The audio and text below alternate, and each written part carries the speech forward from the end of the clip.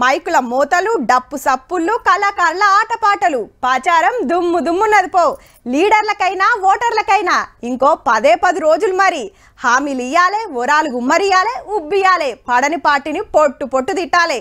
పొద్దుగాల లేచిన కాంచి మళ్ళా ఇంటి బాట పట్టేదాకా ఓటర్ దేవుళ్ళతోటే ఉంటున్నారు, ఓటర్ దేవుళ్ళతోటే తిరుగుతున్నారు. మరి చూద్దాం పాండ్రి, పార్లమెంట్ ఫైట్లా 3 పార్టీల కథ ఎట్లున్నదో. కేసీఆర్ సార్ ప్రచారం మీద బ్యాన్ ఉండుతోటి ఇలా బయటికి రాలేదు. ఎండల తిరిగితే రామన్నకు పానం చూస్తాయే వరకు పార్టీ ఆఫీసులుండే మాట్లాడిండు. ప్రధానమంత్రి విద్వేషపూరితమైన వ్యాఖ్యలు చేసిన ఎన్నికల కమిషన్ లో ఒక్కటంటే ఒక్క చర్య లేదు. ఈ రాష్ట్ర ముఖ్యమంత్రి రేవంత్ రెడ్డి, ఆయన మీద మేము ఇప్పటికీ 8 కంప్లైంట్లు ఇచ్చినాం. ఒక్కటంటే ఒక్క దాని మీద కూడా యాక్షన్ లేదు. కరీంనగర్ లో వినోద్ సారు, మెదక్ల వెంకట్రామరెడ్డి సారు, ఖమ్మంలో నామా సారు, సికింద్రాబాద్ లో పద్మారావు సారు, చెవెళ్లలో కాసాని సారు, నాగర్ కర్నూలు లో ప్రవీణ్ సాల్రం గెలిపిస్తానికి సీనియర్లు అంతా చెమట తీస్తున్నారు. మీరు 16 మంది ఎంపీలు కనుక అందించగలిగితే తప్పకుండా ఈ రాష్ట్ర ప్రయోజనాల్ని కేసీఆర్ కాపాడతాడు. ఇక బీజేపీ ప్రచారం చూస్తే నిజామాబాద్ లో అరవింద్ సారు, మెదక్ లో రఘునందన్ సారు, వరంగల్ లో ఆరు రమేష్ సారు, భువనగిరిలో నర్సయ్య సారు, సికింద్రాబాద్ లో కిషన్ రెడ్డి సారు ప్రచారం జోరుగా నడుస్తుంది.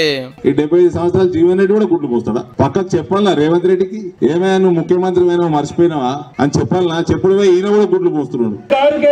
చంద్రశేఖర్ రావు గారు ముఖ్యమంత్రి గారు, హరీష్ రావు గారు మంత్రి గారు, చెయ్యిగేస్తే రేవంత్ రెడ్డి గారికి కొత్తగా వచ్చే కిరీటం ఏం లేదు. ఇటు చూడండి, రే పాలమూరుకెళ్ళి పార్లమెంట్ పోయేది నేనే అనుకుంటా డోల్ కొట్టి మరీ చెప్తున్నది డీకే అరుణమ్మ.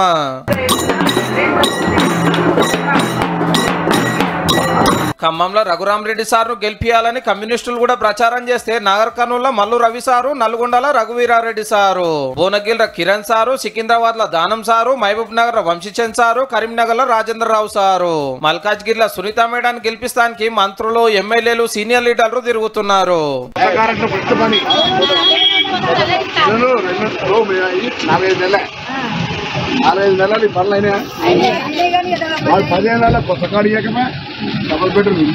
ఫోన్ ట్యాపింగ్ దర్యాప్తు అవుతుంది. పోలీస్ జీప్లలో తీసుకొచ్చి పైసలు మంచి గెలిచినట్టు రుజువు అయితే ఈ పల్ల రాజేశ్వర రెడ్డితో సహా, హరీష్ రావుతో సహా 30 మంది ఎమ్మెల్యేల సభ్యత్వం రద్దయిపోతుంది. ఇక జాగో తెలంగాణ బస్సు యాత్ర జైరాబాద్ లో నడుస్తుంటే పాత కలెక్టర్ మురళి సారు ఈ మాట అన్నాడు.